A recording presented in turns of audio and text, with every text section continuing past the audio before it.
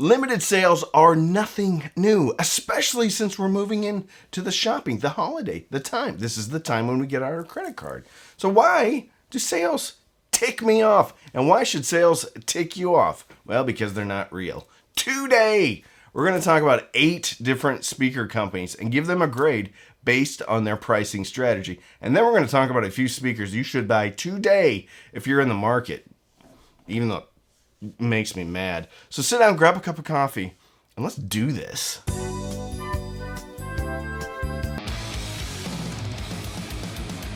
Companies are in business to make money. Everybody needs to make money. You got to keep the lights on, especially if you're making the product and designing the product and then hiring people to go sell the product. You have to make money on your products. I get it. I don't begrudge anybody for making money on their products and as much money as they possibly can, as much as the market will support. But when someone is selling something on sale, when it's not really on sale, and they're still making a margin on this product, well, that means maybe when it's not on sale, they're making a bigger margin. I get it. It's called blended margin. I used to do it all the time in business. You'd put a bunch of different stuff together, and then you'd blend the margin. Well, maybe low margin on one thing, maybe high margin on another. This is the same product, so they may be taking a lower margin at a certain time during the year and a higher margin when it's not on sale. It doesn't matter, though. They're still making money even when the product is on sale, so it's blended together. My idea, hey, this is crazy. Take a look at what the blended margin is over a year, and then just put that margin on a product and leave the price alone. I know, crazy. It'll never work, though. It will never work. Because as one company does it, they play the pricing shenanigan game, the other companies will follow. So let's get into it. Let's start grading companies and talking about the speakers that you should buy today. Kef. I would hate you if I didn't love you because of the Q150 and the Q350. Yes, 2 great speakers, 2 of your most affordable, if not the most affordable speakers. Well, Kef has gone and done it again. Right now, the Q150 and Q350 are on sale. I believe the Q150 is coming in at $300. Regularly priced $600 or $550. So this is a perfect example of a pricing strategy. Every year you can almost set your watch to it around this time, November time, and late November. What's going to happen is this sale is going to probably go off and then it's going to come back on again. The 350s and the 150s get discounted by almost half. At one point, it used to be half. So we should be really excited about that, shouldn't we? Oh, yes, kind of. If you've been holding out for a Q150, then you should be excited about it. The problem is the people that buy the Q150 at retail. They're getting absolutely ripped off at retail. There's no way that speaker is a $600 speaker. So 50% off. 50% off. Miraculously. They're not being discontinued. They're not overstocked. They're just 50% off right now. So this makes me mad. Like, what about someone who bought it at $600? What are they supposed to do now? They bought it at $600. I don't really like this anymore. You know what I'll do? I'll take $450 for it. And then it comes up for sale at $300. So some guy's like, hey, I'll give you $400 for it. Oh, wait a minute. They're new for $300 less. So go pack sand, dude, that bought at retail price. I'm going to go buy them new for $300. Thanks. How's that guy feel towards his purchase? How's that customer feel about the hard-earned money he paid to one of Kef's retailers? I bet he feels fantastic because now the product that he bought at $600 is worth $200. It's a shame. Shame on you, Kef. Even the Metas are getting a bit of a discount. Now, I don't particularly like the Kef LS50, but I want to get them in for another review. Like that's going to happen now. Anyway, the Kef LS50, the Metas, they're discounted too. Not at the crazy levels that the Q350 and the Q150 are, though. So I can almost understand and agree with the way the discount is going on the LS50 Metas. However, the grade, Kef gets an F. Kef gets an F for their pricing strategy. Congratulations, Kef. You fail. If you're in the market to buy some Klipsch RP600M Mark II, it's today. Why? Because they're $450 off. Now, this is not quite as a slap in the face as the KEF pricing is, but this speaker just came out. It wasn't like this speaker came out a year ago. This speaker just came out a few months ago at $750. $750 retail. Now, miraculously, it's $450. At least the Q150 and Q350 are mature products that have been out in the market for years. The RP600M Mark II, you can't even get dust on those boxes that have been in the warehouse yet because they just showed up. Wow. Talk about being incensed if you were an early adopter of the RP600M Mark II.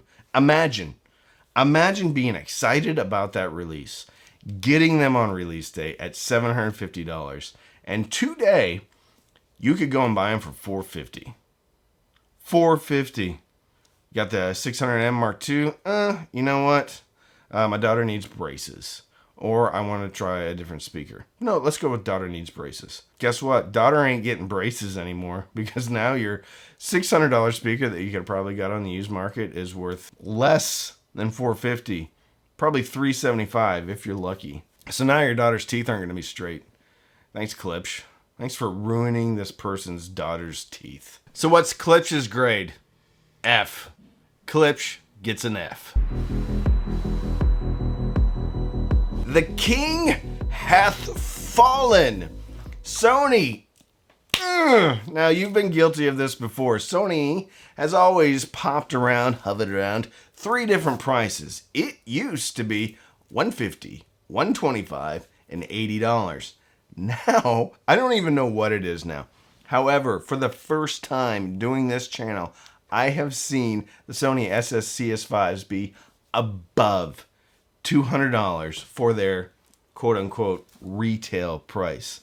Now, it seems like the middle price is $150. So the top tier price used to be $150. Now it's the middle price. And I have no idea what the new cheap price was. The beauty of this speaker was that it would be $80 or $77 or $90. Guess what? Those days are over. We may still be able to get some decent deal around Black Friday, around Thanksgiving, but for the most part, the king hath fallen. I'm not really recommending the Sonys anymore, especially if the Elac BS41s are on sale, but the Elac BS41s at least have a stable, somewhat respectable, and reasonable MSRP. Now, Sony can talk about issues with supply chain, but come on, you're Sony. It's not like you're a tiny corporation that is struggling here. Even if it had to do with shipping containers coming in, pricing on that has eased. But Sony's pricing, but again, what is this MSRP price based on? Is it based on anything real? No. So Sony, you gone and done it. Your speaker just isn't as big of a value as it used to be. Sony gets a D. And if you're wanting to buy the Sony SS-CS5 right now, it's, I believe, $150. It's lukewarm. Actually, yeah, lukewarm. D for Sony. Polk. Polk actually has a line that I think is worth it at retail. So if you buy a Polk Reserve at retail, I don't think you're getting taken for a ride. I still think it's a great speaker at the price. However, they do go on sale, which is kind of good. They don't go on sale as drastically, as aggressively as Klipsch or KEF, or even Sony from a percentage standpoint. So Polk is not innocent of the pricing game. Now, the Reserve series just came off sale. So who knows when they're going to go back on sale? Probably this month. So keep your eyes peeled.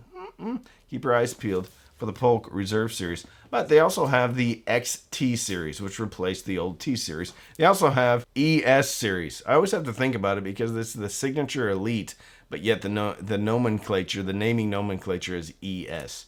All right, so here's what Polk does. Usually, If the Reserve series is on sale, the XT and the ES series is not on sale. Then when the Reserve series goes off sale, maybe some of the XT series goes on sale. ES series not on sale. So they kind of switch it up. Boop, boop, boop, boop. And it's a pretty hefty discount on the XT series, which is the series that you can probably find on Amazon on their own site and then over at Best Buy. So they're still playing the pricing game. However, it's not quite as weird and in your face as Kef and Klipsch's is. So, because of that, Polk gets a C. But if you're looking to buy a Reserve, do not buy it today. Wait and buy it towards the end of the month because they will probably be going back on sale. Elac.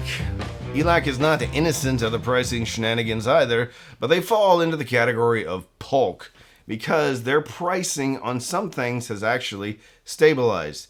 Elac Unify 2.0, Elac debut reference, those have both stabilized around $475, thereabouts, up to around $600. But most of the time, those two speakers can be had for less than $600. They have a bit of a fictitious MSRP too, which I don't even know because those two speakers have been fairly stable for about a year at this point. What is not stable, however, is the debut, the 6.2, the 5.2. Those have a tendency to go up and down. Those are almost worth it at MSRP. However, they're not worth it at MSRP. So don't ever buy those speakers at retail. Just as Polk usually has one on sale and one not on sale, Elac does the same thing. The 6.2s, the B6.2s are the ones that are discounted the most heavily, so you can wait and check those out. Sometimes they'll both be on sale at the same time, the B5.2 and B6.2. My recommendation is actually the B5.2 because not only is it cheaper, but it sounds better to me. However, the B5.2 doesn't always go on sale very often. So while Elac does have some speakers that are fairly stable with their pricing, their most affordable line bounces around. I'm not even going to talk about Elac's more expensive line because it doesn't really fit into the ethos of the channel. But Elac, not as bad as the worst, not as good as the best. Elac gets a C. And if you're looking to buy an Elac debut speaker, hold off. Don't buy. If you're looking to buy a Unify 2.0, or if you're looking to buy a debut reference, check it out. Maybe it is time to buy. C. Elac gets a C. You get a drink. Coffee is good. Coffee is good. All right, Jamo.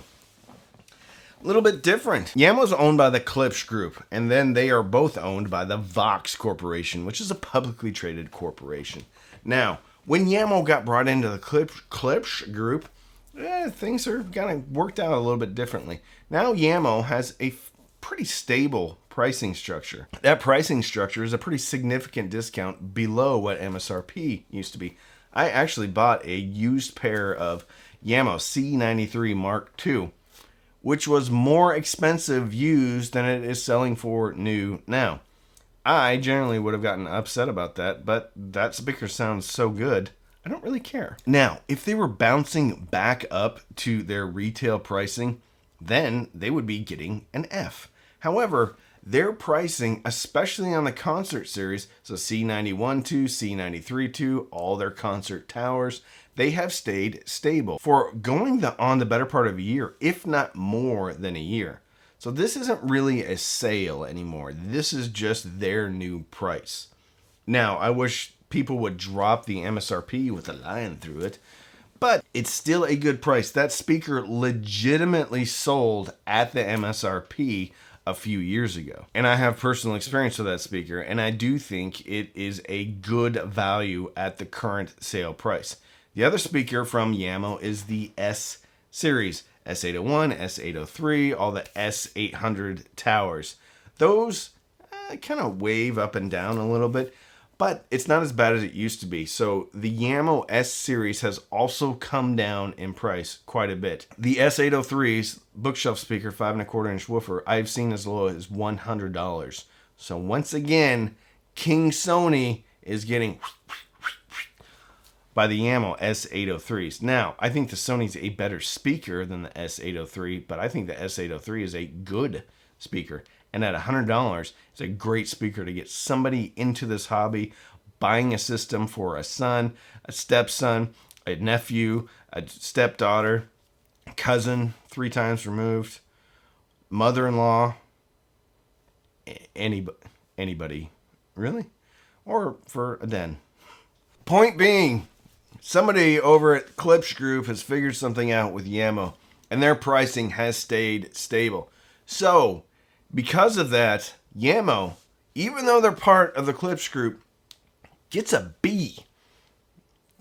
Don't increase those prices, because if you do increase them back to MSRP, you're getting an F. Right now it's B. Actually, Jamo priced appropriately.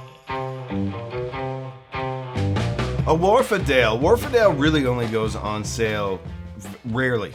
Rarely. Now, if they have a discontinued item, they do go on sale. But guess what? That's an actually discontinued. And once they sell out, they're gone. There's no more of them. It's a true discontinued item. So it's a true sale, by my definition. They did just run a deal on the Denton 80th anniversary where they knocked it down to $500, which was good. Now, that is a rare occurrence for Wharfedale.